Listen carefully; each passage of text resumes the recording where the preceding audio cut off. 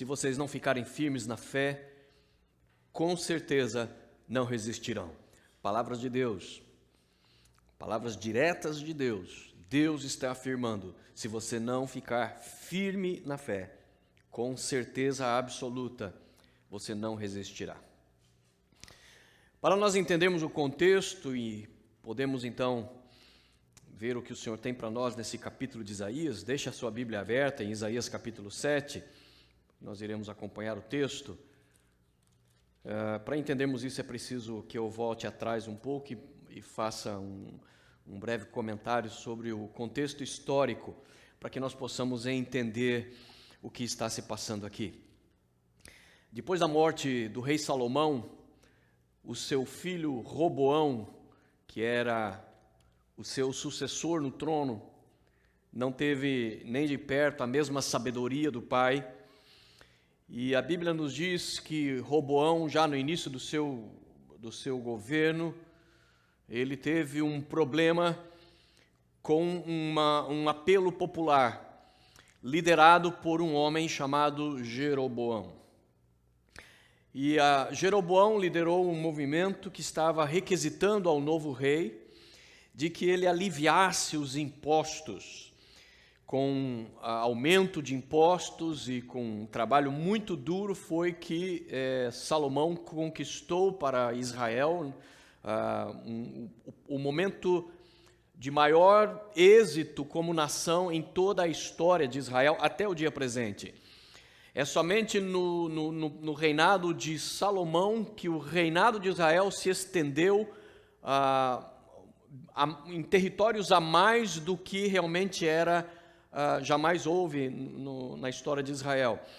Lembrando que a promessa de Deus para o território de Israel, ela deve se estender desde o Egito, da fronteira do Egito, até a fronteira com o Iraque, até a fronteira com a Mesopotâmia. Profeticamente, esse deveria ser o território ocupado por Israel. Nunca ocupou. Mas no reinado de Salomão foi a época de maior prosperidade, nunca Israel foi tão rico, nunca Israel foi tão poderoso militarmente, e a prosperidade que Salomão trouxe foi enorme. Ele também construiu no meio daquela prosperidade o templo do Senhor, que havia sido desejado, planejado pelo seu pai, o rei Davi. E ele construiu o templo, e o templo então passou a se tornar o símbolo máximo para os judeus da sua adoração, do seu culto ao Deus de Israel. Porém, tudo aquilo veio com um custo. Assim como no Brasil, o presidente Kubitschek disse que ele iria construir, ele iria edificar 50 anos em 5, depois veio a conta para pagar. É verdade que ele realmente construiu Brasília, construiu muitas coisas, mas todo grande movimento, todo grande avanço tem depois as suas consequências financeiras. Foi o mesmo no reinado de Salomão. Vieram as consequências financeiras e o povo, então, liderados agora por Jeroboão, vem pedir ao novo rei, o rei Roboão, que ele alivie. Eles não estão reclamando pelo que Salomão fez, eles estão reconhecendo que o que o Salomão fez trouxe grande riqueza, grande prosperidade, trabalho, emprego para todo mundo, trouxe o templo, mas eles estão dizendo, agora que já temos tudo isso, então agora alivie, diminua os impostos, façam a nossa vida ser um pouco mais fácil. Bastaria um pouco de diplomacia, um pouco de tato, um pouco de humildade, e Roboão teria segurado o seu reinado e teria prosperado. Mas, na verdade, ele foi consultar os seus conselheiros. Os conselheiros disseram exatamente isso: ceda, atenda ao povo e você terá a fidelidade do povo, você terá o amor do povo. Mas ele não gostou do conselho dos seus conselheiros e ele achou que para ser rei você tem que mostrar que você é macho, você tem que mostrar que você encara todo mundo. E ele chegou para o povo e fez o seguinte discurso: não vou aliviar absolutamente nada, e se vocês acham que eu vou ser mais fraco que o meu pai, saibam que o torso, o corpo do meu pai é para mim como o meu dedo mindinho, ou seja, eu vou ser muito mais duro, muito mais severo, muito mais poderoso do que o meu pai. E com esse discurso, ele acabou dando força a Jeroboão para que ele conseguisse dividir o povo. E por causa desse discurso, 10 tribos, lembrando que Israel era composta de 12 tribos, 10 tribos, com exceção de Judá e Benjamim, resolveram seguir a liderança de Jeroboão. Houve, portanto, uma divisão do reino, e as 10 tribos que seguiram a Jeroboão eram as 10 tribos da região norte, então são conhecidos como Reino do Norte, e passaram a levar o nome de Israel. Enquanto que as únicas 2 tribos que ficaram com o rei Roboão, que foi Judá e Benjamim, passou a partir de então a ser chamado de Reino de Judá. O reino de Israel, então o reino do norte, e o reino do sul, o reino de Judá, ficaram assim por alguns séculos divididos por um bom tempo. Em algumas vezes eles entravam em conflito, entravam em guerra entre eles. Em outros episódios, quando eles tinham um inimigo em comum, eles somavam forças para guerrear contra esse inimigo comum. Mas permaneceram separados, permaneceram divididos como 2 nações divididas a partir de então.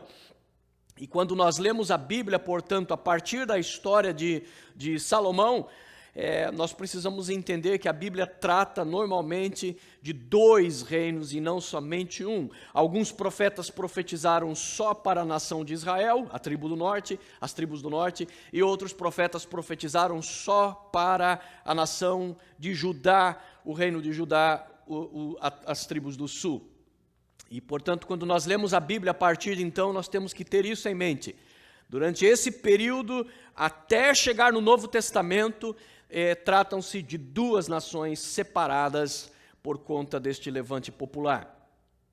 A história mostra que eles vão permanecer assim por algumas centenas de anos, cerca de 2 séculos, um pouco mais, eu creio. E, finalmente, o reino do norte, Israel, ele vai se afastar completamente do Senhor. Lembre-se que, como eu disse, Salomão construiu em Jerusalém o templo. O problema é que, para os judeus, eles não entendem como nós que nós podemos adorar em qualquer local. Para os judeus daquele tempo, eles entendiam que só era possível você adorar a Deus de fato e fazer principalmente os sacrifícios somente no templo. E Jeroboão, então, ele entendeu: o povo me seguiu e nós formamos um novo reino aqui no norte. Mas o problema é que vai chegar a Páscoa. O problema é que vai chegar a festa da colheita. Vai chegar a festa dos tabernáculos. E o povo vai querer a bênção de Deus. Então eles vão começar a migrar do norte para ir até Jerusalém, para buscar a bênção do Senhor. E lá pode ser que eles comecem a se arrepender de ter me seguido e acabem voltando para Judá e abandonando o nosso novo país. Então, para evitar isso, Jeroboão fez algo terrível. No caminho para Jerusalém, ele construiu vários altares a vários deuses. E ele então começou a incentivar aqueles judeus que o seguiram, de que eles não precisavam ir até Jerusalém, eles podiam adorar no caminho. Eles não precisavam nem sequer adorar o mesmo Deus, eles podiam adorar os vários deuses que tinham ali à disposição.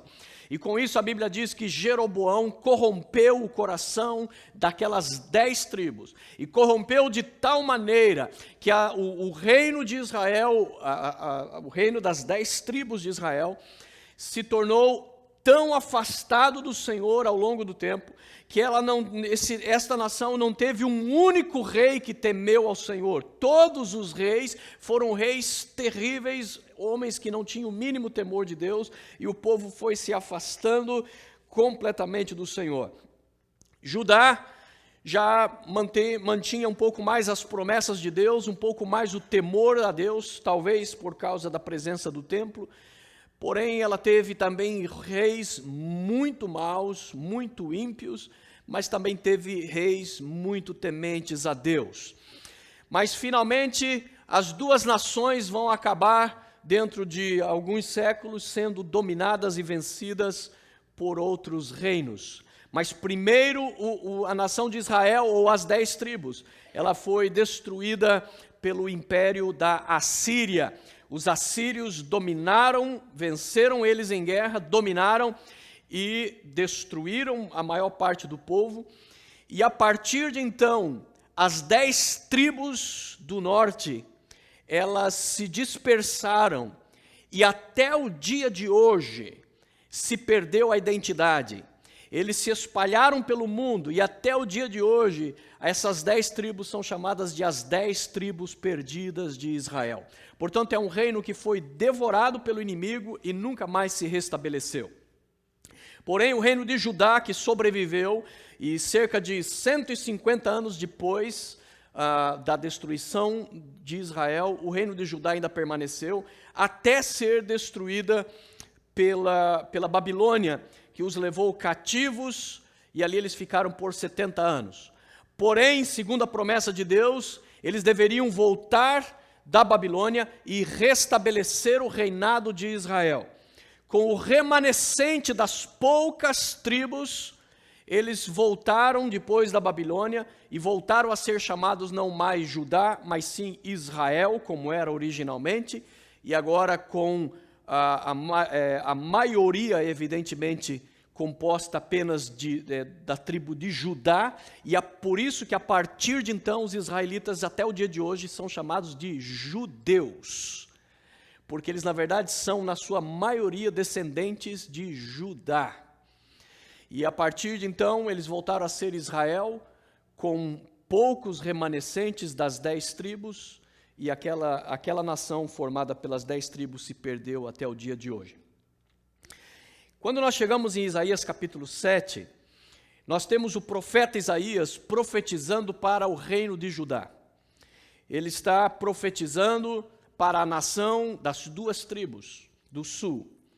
E a Bíblia diz ali no capítulo 7, no versículo 1, acompanhe comigo, diz assim: quando Acás, filho de Jotão e neto de Uzias, era rei de Judá, o rei Rezim, da Síria, e Peca, filho de Remalias, rei de Israel, vocês estão vendo aqui que agora tem o reino de Judá e o reino de Israel, atacaram Jerusalém, mas não puderam vencê-la. Então aqui nós temos Israel se juntando ao governo da Síria, ao país da Síria, não a Síria, mas Síria, e indo contra Judá, contra Jerusalém, para destruí-los.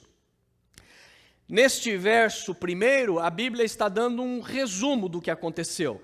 Ela está dizendo o reino de Israel, junto com o reino da Síria, se juntaram para atacar Judá, para atacar Jerusalém, mas não puderam vencê-la. Ele já resume e já diz, eles até se levantaram, eles vieram e guerrearam, mas não conseguiram. Jerusalém sobreviveu, o reino de Judá permaneceu. Porém, a partir do verso 2, agora ele vai contar os detalhes do que aconteceu. E então, no verso 2, nós temos aqui: informaram ao rei, a Síria montou acampamento em Efraim. Efraim é território de Israel, não de Judá. Com isso, o coração de Acás, o rei de Judá, e do seu povo, agitou-se como as árvores da floresta agitam-se com o vento. Está usando uma figura de linguagem. Em outras palavras, o rei de Judá, Acás, e o povo de Judá se apavorou, porque quando eles viram, eles já sabiam que a nação de Israel não gostava da nação de Judá, mas quando eles souberam que os exércitos de um outro reino, a Síria, acampou-se nos territórios de Israel, eles entenderam imediatamente: eles estão vindo, juntando forças para nos destruir. Por isso a Bíblia diz que o coração do rei se apavorou, usando a figura de que agitou-se, o coração agitou-se, como as árvores de uma floresta agitam-se com o vento. Para nós agora está fácil de entender isso, é só você lembrar do furacão que nós acabamos de passar, aquelas árvores agitadas. Ele diz: assim estava o coração do povo, assim estava a moral do povo, assim estava a coragem do povo, totalmente agitados, estavam amedrontados, em outras palavras, as emoções estavam abaladas, porque eles disseram, nós vamos ser destruídos, um exército, uma coalizão está sendo feita, e nós vamos morrer, vamos ser feitos escravos, vamos perder a nossa nação. E a Bíblia diz que então Deus vai mostrar como Judá vai ser salva.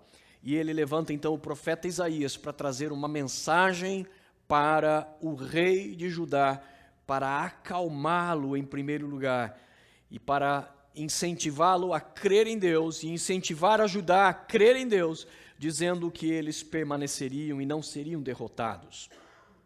Mas esse é o problema. No versículo 1 nós temos a narrativa já com o seu fim. No ano tal, aconteceu que houve uma aliança entre Israel e a Síria, e eles se juntaram para destruir Jerusalém, mas não conseguiram. Ponto final. Acabou.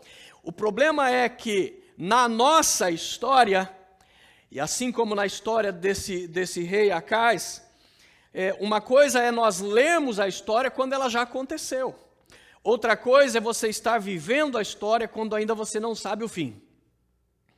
Quando nós olhamos, por exemplo, o livro de Jó, nós vemos um livro de total desespero de um homem, aonde ele perde tudo que ele tem, ele é afligido com assaltos, calamidades climáticas que destroem as suas posses, matam os seus filhos, finalmente sua própria saúde é deteriorada, e ele chega a um ponto de destruição e miséria completa. E nós olhamos tudo aquilo ali e vemos a história de Jó, mas nós temos o livro completo, nós temos a história completa. Nós já podemos pular lá para o último capítulo e ver que no final fica tudo bem. Deus se levanta, Deus salva, Deus protege, Deus restitui tudo para Jó. Agora se coloque na pele de Jó, que não tinha o livro de Jó para contar o fim para ele. Coloque-se na pele de Jó, você está vivendo uma história aonde você começa a sentir os pavores, o medo, vem a doença, vem a calamidade, e você ora a Deus, e você busca a Deus, você espera que Deus vai te dar o livramento, e em vez de vir livramento, vem coisa pior, vem situações mais difíceis, e o tempo vai passando e você não vê o livramento. O que começa a acontecer com o ser humano neste momento? O seu coração começa a se agitar, suas emoções começam a se agitar como as árvores sopradas pelo vento. Nós começamos a perder a nossa estabilidade emocional. E é exatamente desta maneira que eu quero que você entenda agora, a partir do verso 2, o que está acontecendo. Porque o que acontece com o rei Acais é a mesma coisa que acontece conosco. Você pode não ser rei de nada, mas o fato é que inimigos se levantam para te destruir. Se você acha que não tem inimigos, você está redondamente enganado. Jesus disse que você tem um inimigo em comum a todo ser humano, o diabo, e diz que ele não faz qualquer outra coisa a não ser 3 coisas contra você. Ele não sonha, não planeja, não aspira, não deseja qualquer outra coisa contra você a não ser te matar, te roubar e destruir. Jesus disse, ele não vem senão para fazer isto, dia após dia, durante toda a tua existência. O diabo, o chefe dos demônios, juntamente com as suas hostes infernais, os seus exércitos infernais, eles lutam incessantemente, dia e noite, para fazer exatamente isso com você, te matar, te roubar e te destruir. Nesse intento do diabo de destruir as nossas vidas, ele vai usar todos os mecanismos possíveis, inclusive usar pessoas de carne e osso. Ele vai inspirar pessoas suscetíveis a ele, pessoas cuja mente não estão ligadas em Deus, cujo coração não é temente a Deus. A estas pessoas, Satanás tem acesso, e ele consegue manipular então as pessoas para levantar contra a sua vida, para te causar dano, para te causar dores, para te causar problemas. Estas pessoas se tornam aliados, pessoas de carne e osso se tornam aliadas do diabo. Muitas vezes elas mesmas não sabem disso, mas elas estão sendo usadas como um instrumento de Satanás para atacar um homem, uma mulher, um jovem, uma jovem de Deus. A pessoa pode não ter consciência disso, mas este é o fato: se tornaram verdadeiros instrumentos de Satanás. Neste plano de destruição de Satanás, ele quer apenas e tão somente uma coisa: ele quer destruir aquilo que Deus ama. E a Bíblia diz que Deus ama a você. A Bíblia diz que Deus te ama de tal maneira que enviou o seu Filho para que ele morresse na cruz, para que quando você cresce nele, você não precisasse enfrentar a morte e a destruição, mas você pudesse ser salvo através da fé nele. Porém, como o diabo sabe que Deus te ama imensamente, e como o diabo sabe que ele não é páreo para Deus, essa noção que colocam às vezes em filmes, às vezes em livros, de que nós temos a figura de Deus e então nós temos a antítese de Deus, que é o diabo, e ali são colocados como duas forças opostas, mais ou menos como se fosse Estados Unidos e a antiga União Soviética no tempo da Guerra Fria, onde eram duas potências basicamente de poder igual, e uma lutando contra a outra. Esta noção em relação a Deus e o diabo, da relação entre Deus e o diabo, ela é uma versão hollywoodiana, é uma versão para filme, mas não é o que a Bíblia coloca. A Bíblia coloca a Deus, exalta a Deus, imensamente maior do que qualquer poder que Satanás possa ter. Na verdade, a Bíblia declara, já desde os tempos em que a Bíblia estava sendo escrita, que o diabo já está sentenciado, já está vencido, ele foi vencido na cruz do Calvário. A Bíblia diz ali que, Paulo dizendo aos Colossenses, que quando Jesus estava sendo crucificado, ali o diabo foi exposto.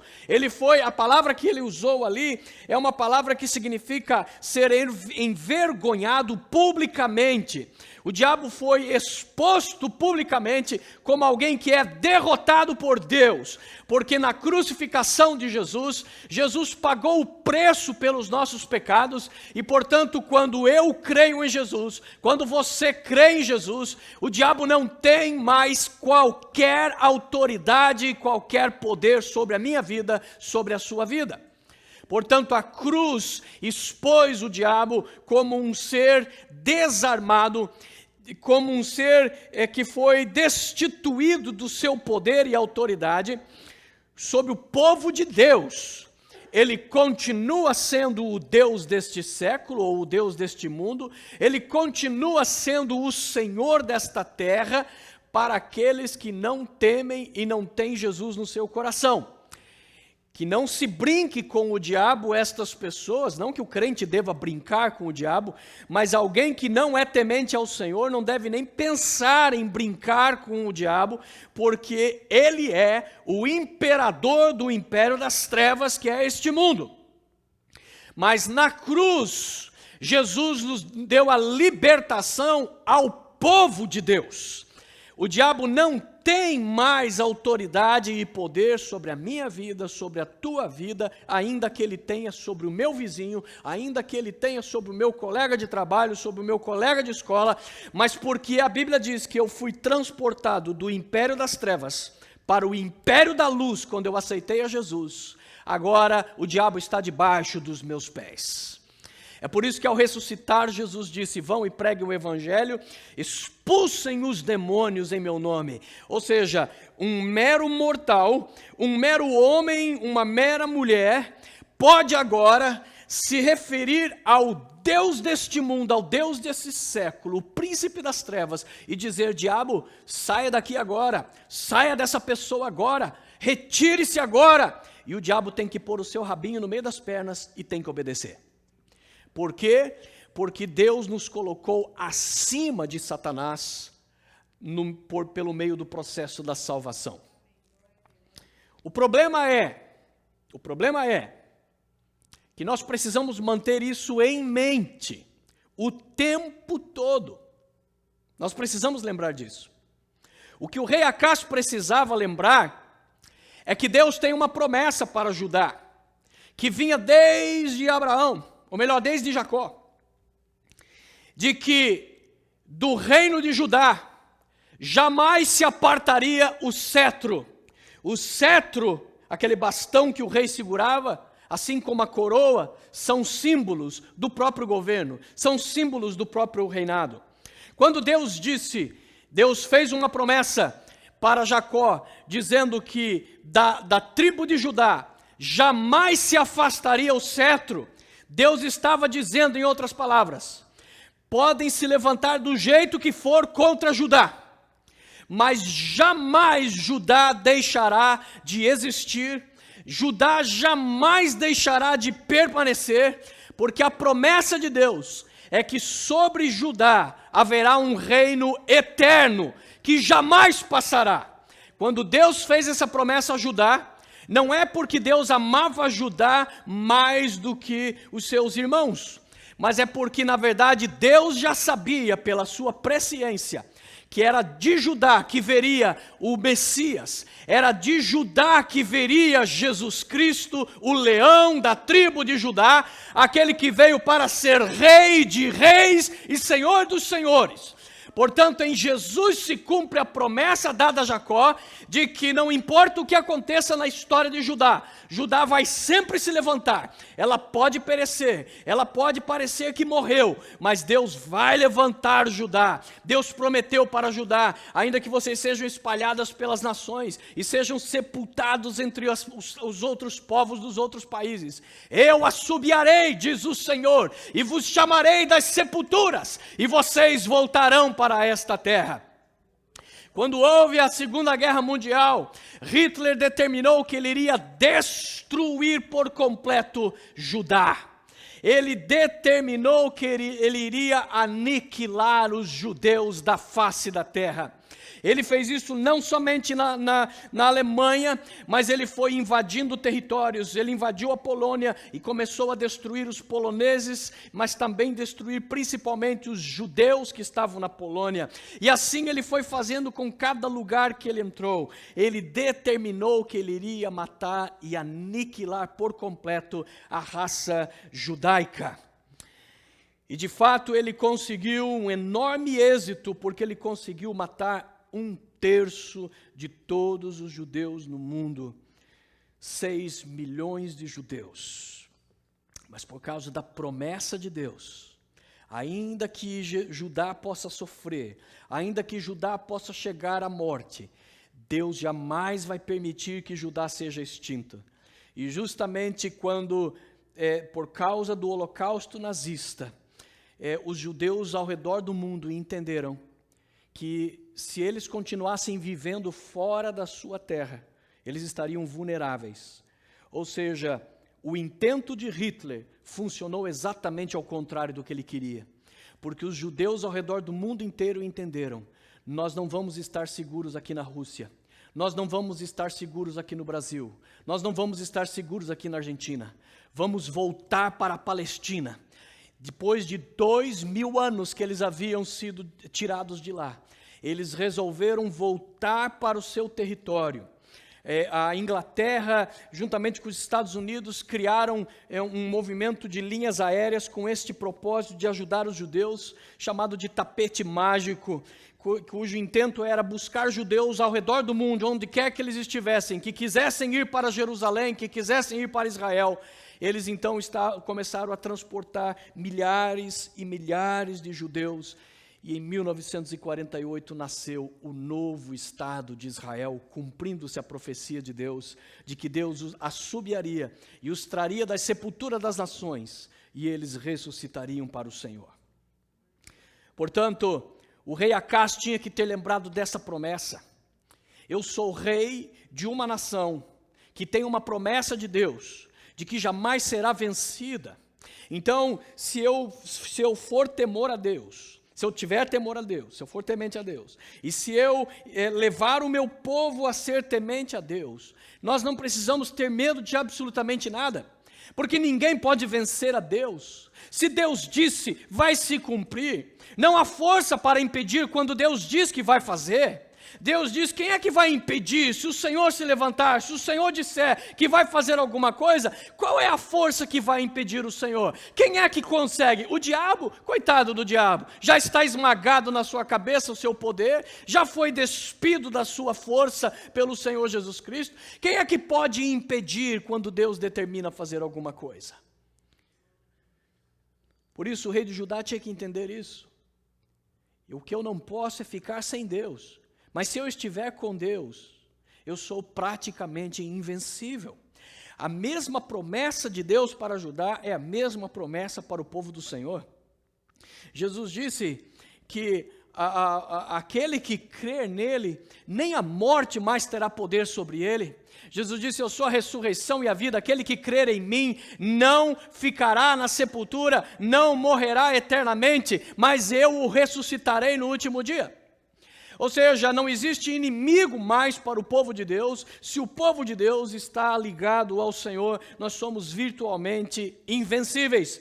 Nós podemos perder batalhas, mas a guerra já está ganha. Nós podemos sofrer e ficar perplexos, a Bíblia diz, mas nunca vencidos. Nós podemos ser oprimidos, mas nós nunca seremos derrotados, porque o Senhor está conosco. E da mesma maneira como Acaz, nós devemos lembrar de que nós temos uma promessa. E devemos lembrar que também existe um inimigo que nos odeia. E lembrar que esse inimigo vai fazer alianças com pessoas de carne humana, vai fazer alianças com os demônios, e vão se levantar e tentar nos destruir. Mas nós não precisamos temer. O problema é que, na maioria dos casos, na maioria das vezes, nós sabemos isso, assim como o rei Acaz sabia dessas promessas. Mas o problema é que nós deixamos que as nossas emoções tomem conta. Nós deixamos que as notícias nos preocupem. Nós deixamos que as situações nos comandem, e não a palavra de Deus, e não a promessa de Deus. E aí o nosso coração se torna como o coração de Acaz, e as nossas emoções e sentimentos começam a se agitar.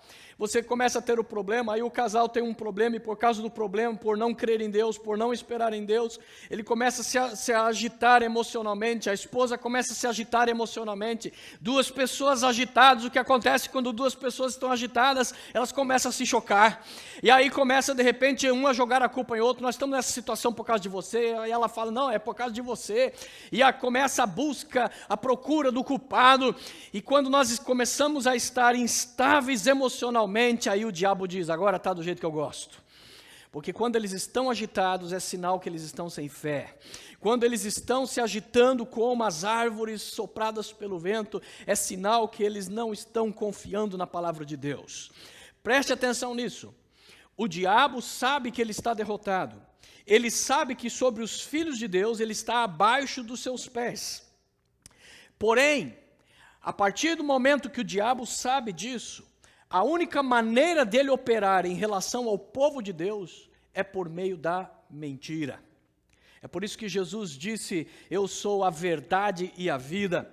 Mas ele disse sobre o diabo, ele é o pai da mentira, e ele não subsiste na verdade. Porque qual é a verdade? A verdade é que o diabo foi despojado, a verdade é que o diabo foi derrotado, a verdade é que a sua cabeça foi esmagada. Essa é a verdade. Ele não tem como resistir com esta verdade. Ele não pode apavorar ninguém dizendo: olha, eu fui derrotado, eu estou desarmado, mas você tem que ter medo de mim. Porque ele sabe que ninguém vai ter medo, portanto ele não pode se firmar na verdade. Então o que ele precisa fazer? Ele só pode prevalecer na mentira.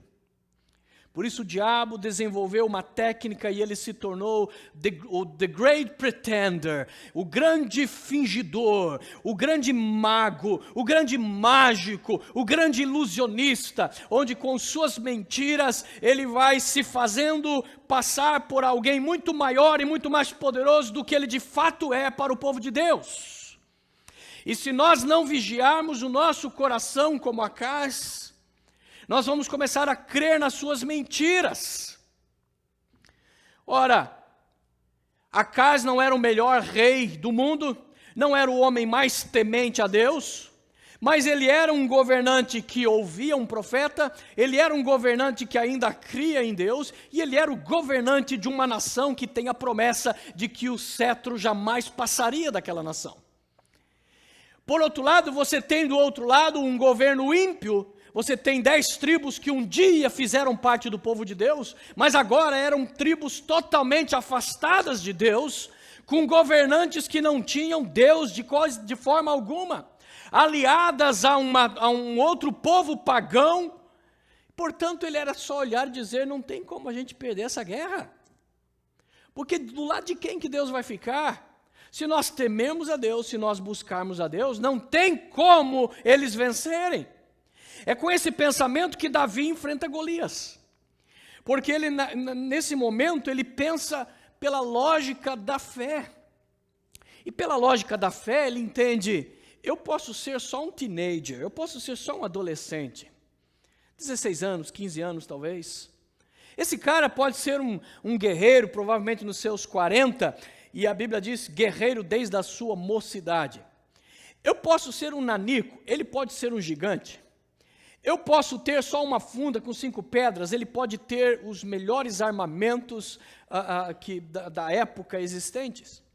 Mas não é isso que é relevante, não é isso que realmente pesa na balança, não é isso que interessa.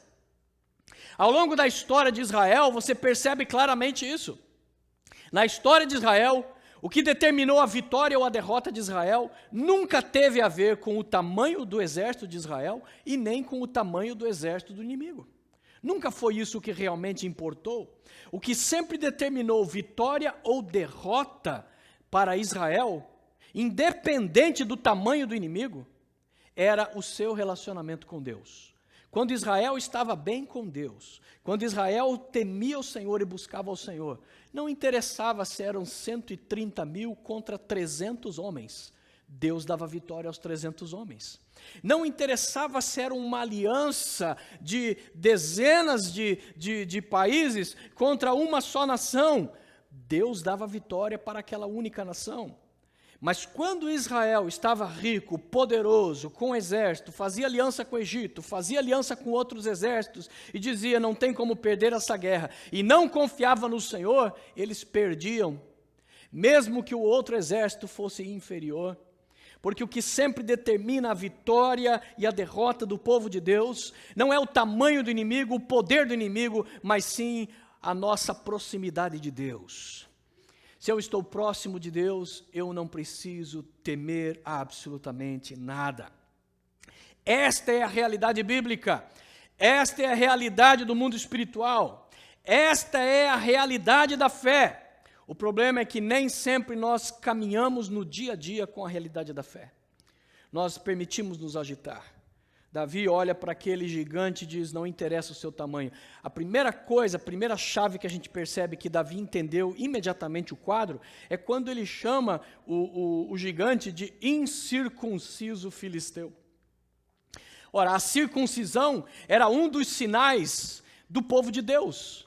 O povo de Israel tinha 2 sinais. Era a circuncisão e a guarda do sábado.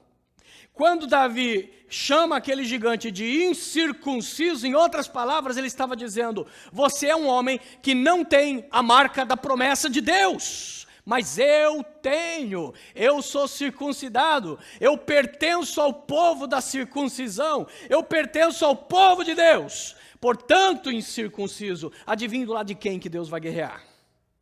Por isso ele diz, você vem a mim com espadas, com lanças, eu vou contra você em nome do Senhor dos Exércitos, porque é Ele que vai me dar a vitória. Satanás se especializa então na mentira, no engano, e Satanás usa a arma que ele tem. Satanás não pode ler o pensamento humano. Vou repetir e enfatizar. O diabo não tem o poder de saber o que passa na nossa mente. Como um excelente psicólogo, ele pode concluir, ele pode analisar e dar uma opinião do que você esteja pensando, do que você esteja sentindo. Mas ele não pode de fato, porque a Bíblia, ela traz esse atributo exclusivamente para Deus. Somente Deus é descrito nas páginas da Bíblia Sagrada como aquele que tem poder de saber o meu pensamento, o teu pensamento. O diabo não tem esse poder. Mas o diabo tem um poder. Ele não pode ler a sua mente, mas ele pode influenciar o seu pensamento, e ao influenciar o seu pensamento, ele pode manipular os teus sentimentos. Nós vemos isso, por exemplo, quando Pedro repreende Jesus e diz: você não vai para Jerusalém para ser preso, e Jesus repreende a Pedro dizendo: está amarrado, Satanás, para trás de mim, diabo. Ele chamou Pedro de diabo porque ele entendeu que aquelas palavras, na verdade, não eram de Pedro, eram do próprio diabo, ou seja, o diabo conseguiu influenciar a mente de Pedro. E Pedro agora estava falando palavras de Satanás, mesmo sem consciência disso. Da mesma maneira, quando Ananias e Safira compareceram diante de Pedro para mentir para ele, Pedro o repreendeu no Espírito Santo, dizendo: Ananias, por que você deixou o diabo encher o teu coração? Ou seja, o diabo tem o poder de encher o nosso coração. O diabo tem o poder de encher a nossa mente. O diabo tem o poder de infiltrar os pensamentos dele na nossa mente. E isso se torna extremamente perigoso. Por quê? Porque ele faz de tal maneira que você pense que aquele pensamento é seu e não dele. No meio do conflito, ele coloca na sua cabeça assim, ó, não adianta ter esperança. Esse casamento não tem como dar certo mais. Você está vivendo um problema de que gênios, como é que chama? Gênios, incompatibilidade de gênios. Mentira. Mentira. Por quê? Porque quando vocês se conheceram, tinha incompatibilidade de gênios. Vocês não mudaram o gênio, vocês não mudaram o temperamento depois que casaram. Então, na verdade, as pessoas sempre foram diferentes. A diferença é que antes havia uma motivação, antes havia uma paixão, antes havia um amor, antes havia um objetivo. Então, a incompatibilidade de gênios não afetava. Mas agora o diabo está soprando uma mentira, dizendo: não tem mais jeito, é incompatibilidade de gênios. E o problema é que você ouve aquilo e pensa que é teu pensamento. É verdade, realmente não dá mesmo. Eu estou convencido de que há um problema de incompatibilidade de gênios, quando na verdade é uma mentira que o diabo soprou na sua mente. E isso é apenas um exemplo de como Satanás age. Ele vem sobre você e diz: é melhor você nem continuar tentando, você é um derrotado. Não adianta, você é um zero à esquerda. Você nunca vai conseguir ser nada na sua vida. Se a gente escutasse alguém dizendo isso para a gente já falava: sai para lá, está amarrado, demônio, está amarrado, sai para lá. Eu não quero que você me diga a palavra negativa, mas o problema é que Satanás sopra diretamente na nossa mente e a gente pensa que é a gente mesmo que está pensando aquilo. E daí se fica: é mesmo, eu sou um mané. É mesmo, nada do que eu faço dá certo. É verdade, nada, eu nunca vou conseguir nada. Ao jogar o pensamento dele, ele consegue manipular as nossas emoções. Ele consegue fazer com que as nossas emoções se tornem agitadas como uma floresta agitada pelo vento. Qual é a solução para nós? A solução que Deus ofereceu ao rei Acaz. Ele estava apavorado. Ele havia esquecido das promessas de Deus. Ele estava se baseando nas circunstâncias. Ele estava se baseando nos noticiários. Olha, saiu no Jornal Nacional que o rei da Síria se juntou ao reino do norte e eles vão vir contra Judá. Aí pronto, o coração já se agitou. Esqueceram que era o povo de Deus. Esqueceram que tinham promessas de Deus. Então a Bíblia diz no versículo 3, então, opa, que bom. Porque quando é então, é sinal que a coisa vai mudar. Então o Senhor disse a Isaías, o profeta: saia, leve o seu filho Sear-Jazube, vá encontrar-se com o rei Acaz no final do aqueduto do açude superior, na estrada que vai para o campo do lavandeiro, e diga a ele: tenha cuidado, acalme-se e não tenha medo, que o seu coração não desanime por causa do furor destes restos de lenha fumegantes, Rezim, a Síria e o filho de Remalias. Observe o que Deus faz. Ele levanta o profeta e diz: olha, o rei Acais está amedrontado. O meu povo está amedrontado. Vai lá e dê uma palavra para o rei Acais. E leve o teu filho. Mas ele escolheu um filho específico. Ele disse: leve o seu filho Sear-Jazube. Deus tinha uma maneira estranha de lidar com os profetas. Tanto o profeta Jeremias como o profeta Isaías, por exemplo, quando ia nascer um filho do profeta, Deus disse: ponha o nome do seu filho, esse nome aqui. E eram nomes esquisitíssimos, porque na verdade Deus queria colocar no nome dos filhos dele aquilo que Deus queria fazer com a nação do seu povo. E por isso Deus disse: leve para conversar com o rei, junto com você, o seu filho Sear-Jazube. Porque Sear-Jazube significa que o remanescente voltará. A palavra significa isso. O restante, o sobrevivente do povo voltará. Ou seja, Deus estava dando ao profeta, quando o filhinho dele nasceu, uma promessa, dizendo: ponha o nome dele de o remanescente voltará. Porque Deus sabia que dentro de algum tempo, depois desta história aqui, o rei Nabucodonosor da Babilônia iria destruir Judá e ele ia levar eles cativos. Mas Deus já tinha levantado uma promessa de que o remanescente voltaria. Israel não seria destruído, Judá não seria destruído, porque apesar de muita gente morrer, muita gente ser destruído, por causa da promessa, Deus não permitiria que eles terminassem na Babilônia ou fossem dispersos pelo mundo, como aconteceu com o Reino do Norte. Portanto, Deus disse: leva o teu filho Isaías, cujo nome significa o remanescente voltará, para lembrar o rei de que pior que seja a circunstância, hoje ele está vivendo um momento que na verdade não vai dar em nada, porque Deus, lembra que no versículo 1 a Bíblia diz que eles tentaram contra Jerusalém, mas o que aconteceu? Não conseguiram, não deu em nada, não venceram. Esse problema aqui não era um grande problema, mas quando Isaías traz o seu filho, que se chama o remanescente voltará, ele está na verdade colocando diante do rei alguém que tem um simbolismo, dizendo: haverá tempos de situações muito piores do que você está vivendo agora, e mesmo nessa situação muito pior, aqui está a promessa da vitória, porque mesmo quando Judá for totalmente destruído e Jerusalém cair, eu ainda assim vou me lembrar do meu povo e vou restaurá-los à sua terra outra vez. Portanto, Deus está trazendo um homem ou um menino na frente do rei, cujo nome representa a promessa de Deus.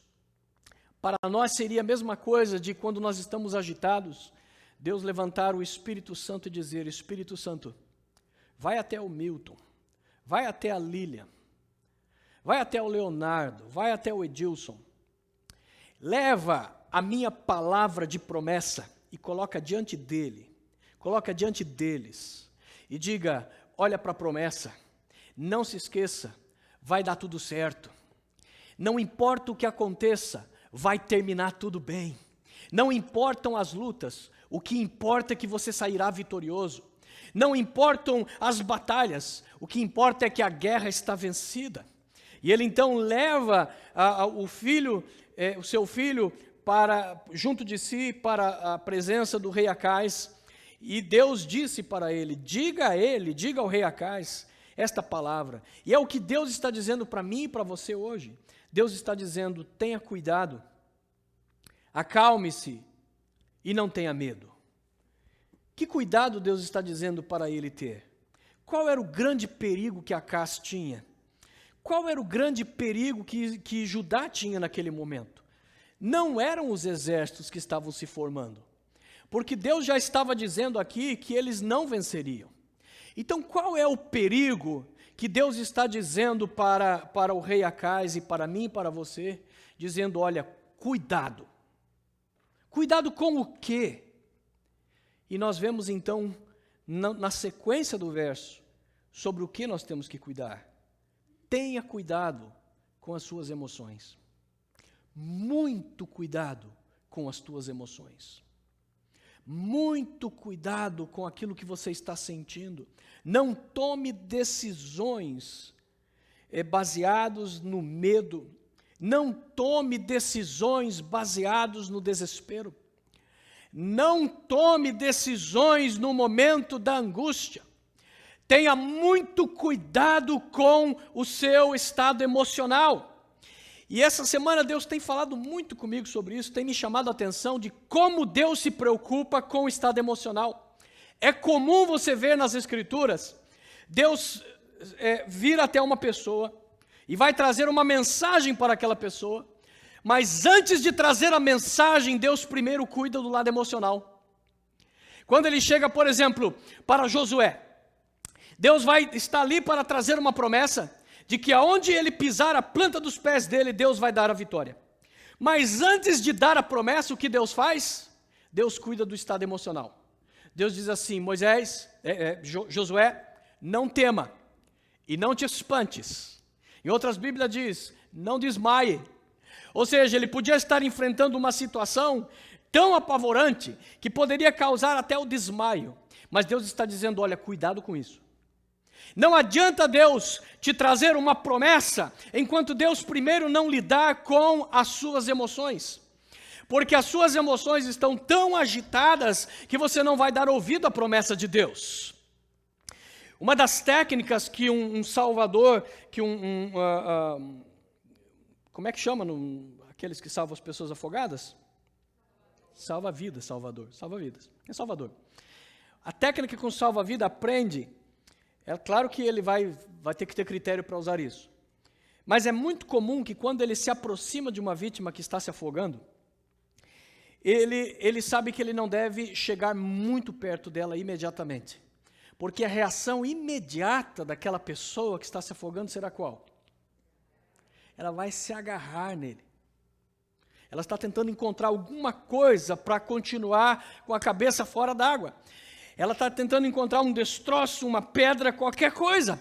Quando ela vê uma pessoa chegar, a primeira coisa que ela vai fazer é agarrar essa pessoa. O salva-vida, então, ele vai primeiro chegar e acalmar a pessoa. Em alguns casos, quando a pessoa se apavora, que a pessoa começa a agarrá-lo, apesar da instrução que ele deu, ele é treinado a dar um soco nessa pessoa. Às vezes até fazê-la desmaiar. Porque ele precisa controlar as emoções. Em outras palavras, está dizendo, calma, você não vai morrer mais. Eu estou aqui. A salvação chegou. Mas se você continuar com esse pavor todo, você vai pôr tudo a perder. Aí você pode acabar me segurando e impedindo que eu possa te socorrer e podemos nós dois morrermos. Por isso Deus, quando Ele chega para falar conosco, Ele primeiro trata do nosso emocional. A Bíblia usa uma figura para tratar como se fosse o centro das emoções. Com o desenvolvimento da ciência, hoje nós entendemos que é diferente. Mas a Bíblia usa o linguajar popular que continua até o dia de hoje. A Bíblia não usa linguajar científico, ela usa o linguajar que o povo usa. Então a Bíblia chama de centro das emoções ou centro dos sentimentos, a Bíblia chama coração. Coração.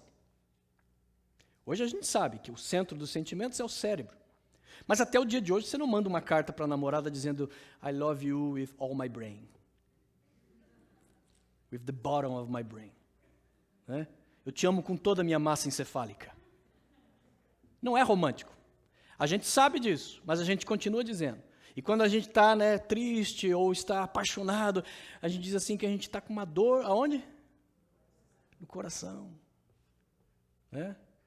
Até hoje, com todo o conhecimento científico, a gente continua usando a figura do coração como o centro das emoções. E a Bíblia trabalha exatamente com isso. Então, a Bíblia diz sobre o coração, ela diz assim, cuidado com o coração. Porque o coração é enganoso. Olha o que Deus está dizendo. Cuidado com as emoções, porque as emoções enganam.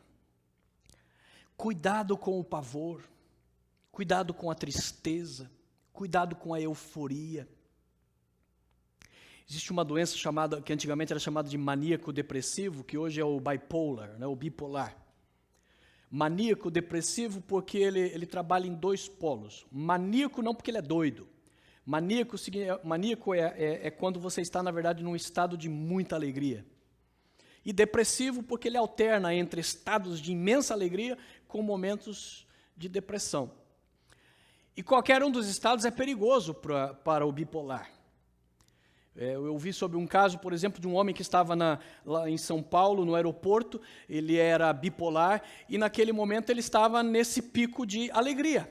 Resultado, enquanto esperava o avião, ele entrou numa daquelas bancas de jornais e ele gastou R$5.000 em revistas de jornais e cacarecos. Depois precisou o filho vir ali devolver e explicar que ele tem um problema bipolar.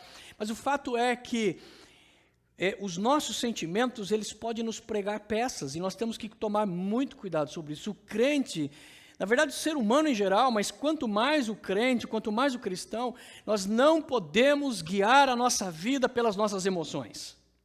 Porque as nossas emoções, elas vão flutuar conforme as circunstâncias, elas vão flutuar conforme os nossos hormônios, elas vão flutuar conforme a dificuldade.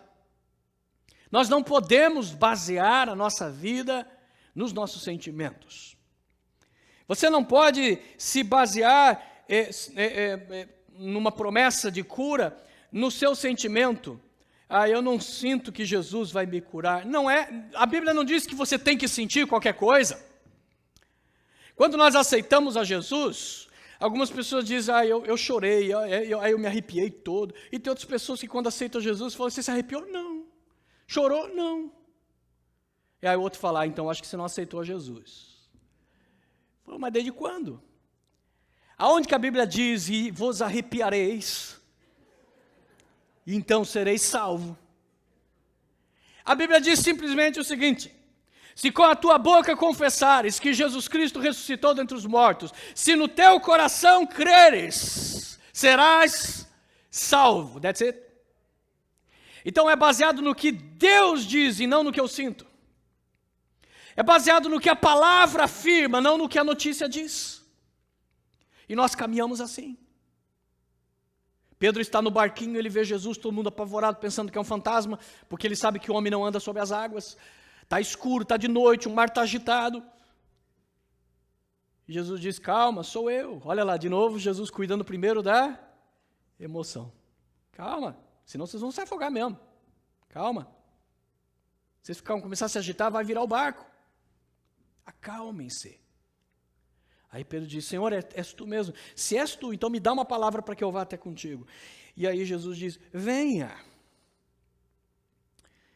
Quando Jesus diz, venha, Pedro entende que Jesus está lhe dando a base, o fundamento para ele caminhar sobre as águas.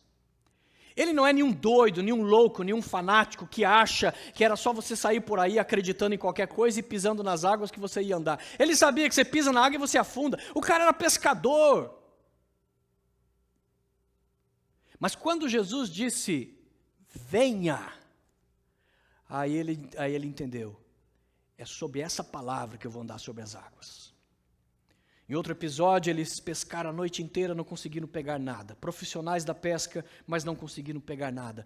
Jesus chega lá na praia, olha eles ali e diz, Pedro, joga do outro lado a rede. Ele fala, Jesus, não tem lado que eu não joguei a rede.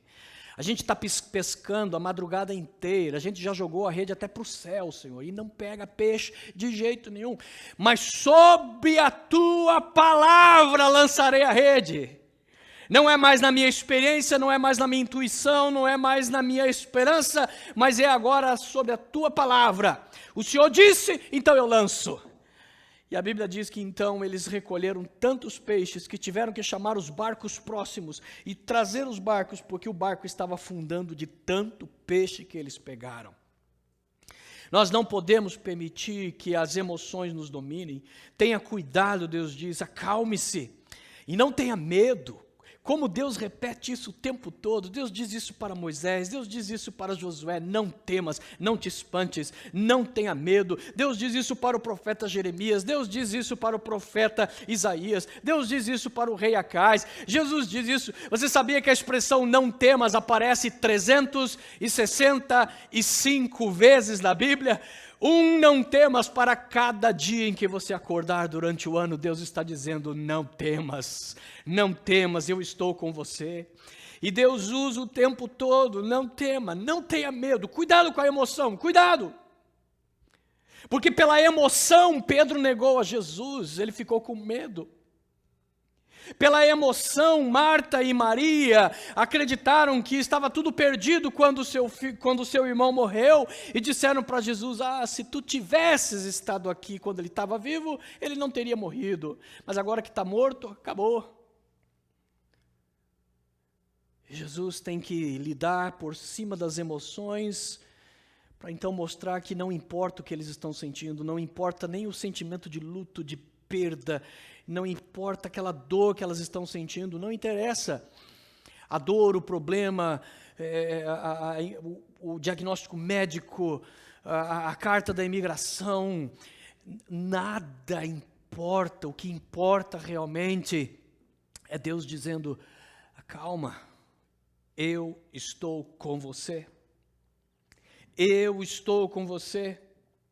Diz ali: tenha cuidado para que o seu coração não desanime por causa do furor destes restos de lenha fumegantes. Olha como é que Deus se refere aos exércitos e aos reis, que o rei Acaz está morrendo de medo.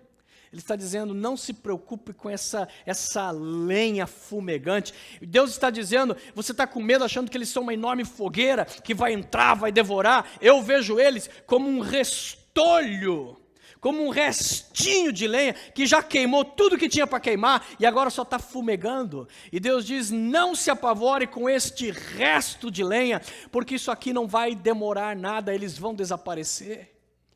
E de fato, no mesmo capítulo, Deus chega para o rei Acaz e diz para o rei Acaz: peça para Deus um sinal, já que você não está crendo, peça um sinal que Deus está com você. Ele diz: não vou provar a Deus, não vou tentar a Deus pedindo nenhum sinal. Esse que é o problema, irmãos. Nós nos apavoramos com os nossos sentimentos. Nós, na verdade, acreditamos no diabo, acreditamos nas notícias, acreditamos em tudo que é péssimo. O nosso coração está correndo e agitado para todo lado. Mas daí quando a gente é ensinado nas Escrituras de que nós temos que nos firmar em Deus e na promessa de Deus, e que a gente diz: olha, irmão, você tem que orar, ore com fé, irmão, ora, peça um sinal a Deus, a gente age como Acaz. Fala: não, eu não vou tentar a Deus pedindo. Imagine, Deus está muito ocupado. O profeta ficou tão bravo com o rei Acaz que ele disse: já não basta você provocar os homens, você ainda vai provocar a Deus. O que ele estava dizendo era que, ao recusar pedir um sinal para Deus, ao recusar pedir uma palavra de Deus, na verdade ele não estava tendo nenhum temor espiritual. Ali ele está passando uma noção de: não vou provar a Deus, não vou tentar a Deus. Não é esse o problema, ele não estava preocupado em ofender a Deus. O fato é que ele não tinha fé. Ele não tinha fé. E muitas vezes nós, da mesma maneira, a gente diz: olha, vamos orar, irmão, por isso, para Deus dar vitória. Eu falei: não, eu acho que o meu problema vai se resolver, a gente não vamos incomodar Deus com isso, né? A gente pensa: nossa, que bonitinho, ele se preocupa tanto com Deus, que não quer ocupar Deus, né? Mas na verdade o problema é que não tem fé para orar. Porque a oração, na verdade, é a prova da fé. Deus diz assim: se o meu povo se humilhar e orar. Portanto, quem se humilha, ora. A prova de que nós realmente tememos a Deus é que nós gastamos tempo na sua presença. Você pode dizer: eu amo a Deus por isso, eu amo Jesus por aquilo, eu amo. Se você não gasta tempo de oração, você não teme a Deus, você não se humilha diante das mãos de Deus.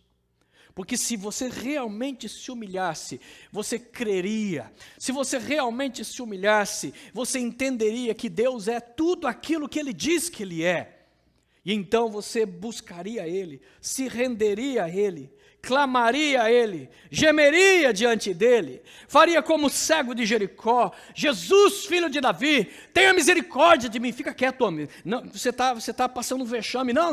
Aonde Jesus está passando? Aonde Jesus está passando? Me mostra. E ele fica quieto, homem. Jesus, filho de Davi, tenha misericórdia. Para com isso, homem, que vexame. Jesus, filho de Davi, tenha misericórdia de mim. Isso é a prova de um homem que está se humilhando diante de Deus. Um Zaqueu que sobe numa árvore para ver Jesus passar, isso é a prova de um homem que está se humilhando diante de Deus. O cara era chefe da coletoria de impostos, isso significaria que hoje, para a realidade dos Estados Unidos, que ele seria o líder do IRS, ele seria o regente do IRS. E quando ele vê Jesus passando, significa que ele era rico, que ele era um homem de status, e quando ele vê Jesus, como a Bíblia diz que ele era baixinho, quando ele sabe que Jesus está passando, ele fica ali tentando ver Jesus e não consegue, ele vê uma árvore, ele sobe. Você já imaginou o Trump subindo numa árvore para ver Jesus? Você já imaginou você todo elegante saindo de uma festa, de repente dizem que Jesus está passando e você pega e sobe numa árvore como se fosse uma criança? Isso é um homem que se humilha diante de Deus. Ele estava se humilhando porque ele queria ver Jesus. Ele precisava de Jesus. Nós, na verdade, damos mais crédito às coisas deste mundo do que à palavra de Deus. E Deus disse: tenha cuidado, acalme-se, não tenha medo, que o seu coração não desanime por causa do furor desses reis, porque eles são só como um resto de fogo que não vai dar em nada.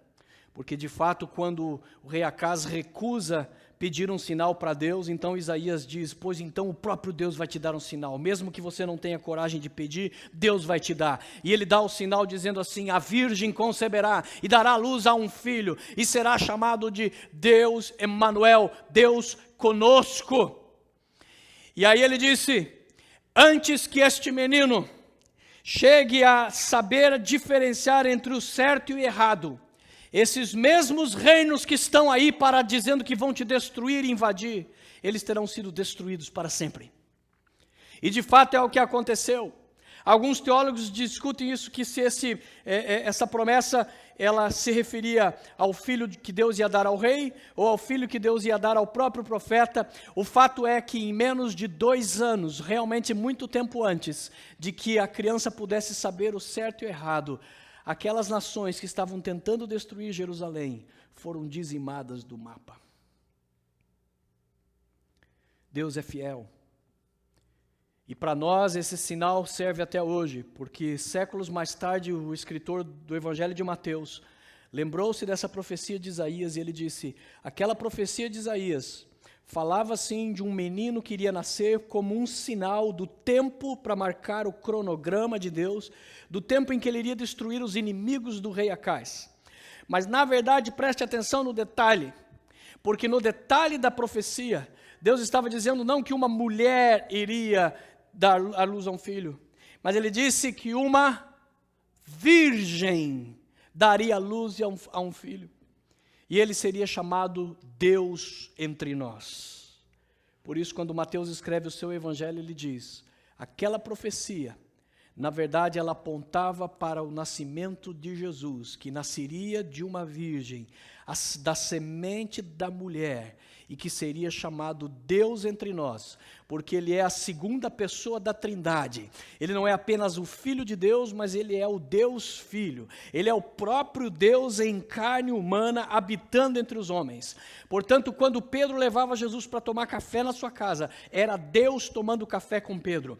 Quando Jesus andava no mercado, era Deus andando no mercado. Era realmente Emanuel, Deus entre nós, se cumpriu em Jesus. E Jesus, ao ressuscitar, ele diz: eu estou com vocês e estarei com vocês todos os dias até a consumação dos séculos. Ou seja, a promessa dada ao rei Acaz é a mesma promessa que se estende para cada um dos filhos e filhas de Deus até o dia de hoje, de que não se apavore com os problemas deste mundo, porque Deus já te deu um sinal. Um filho nos foi dado e o trono está sobre ele. O reino eterno prometido a Judá está sobre Jesus de Nazaré. Ele é o Senhor Todo-Poderoso, o Messias, o Salvador, o Deus vivo que nos dá vitória, e Ele está comigo e com você todos os dias da nossa vida, inclusive nos dias da adversidade, inclusive nos dias do sofrimento, inclusive nos dias das tribulações. Por isso, não se apavore com as suas emoções, porque Deus está com você. Uma canção muito linda fala sobre essa questão de que nós devemos buscar na oração e em Deus o controle sobre as nossas emoções. O cantor diz assim: não quero interromper o teu silêncio, ó Pai, mas é só orando que eu encontro paz. O vento da aflição quer apagar a chama da minha adoração. O mundo é um oceano e a minha carne é um furacão. Minha vida é um barquinho buscando direção. Descansa na minha alma e acalma a tempestade que agita o meu coração. Acalma o meu coração. Acalma o meu coração, o vento está soprando, mas é te adorando que venço o mar da aflição. Acalma o meu coração, acalma o meu coração. Só venço este mundo se for em tua presença. Acalma o meu coração. O barulho do mar vem para me confundir. Ó Pai, não deixe que as ondas venham minha fé diminuir.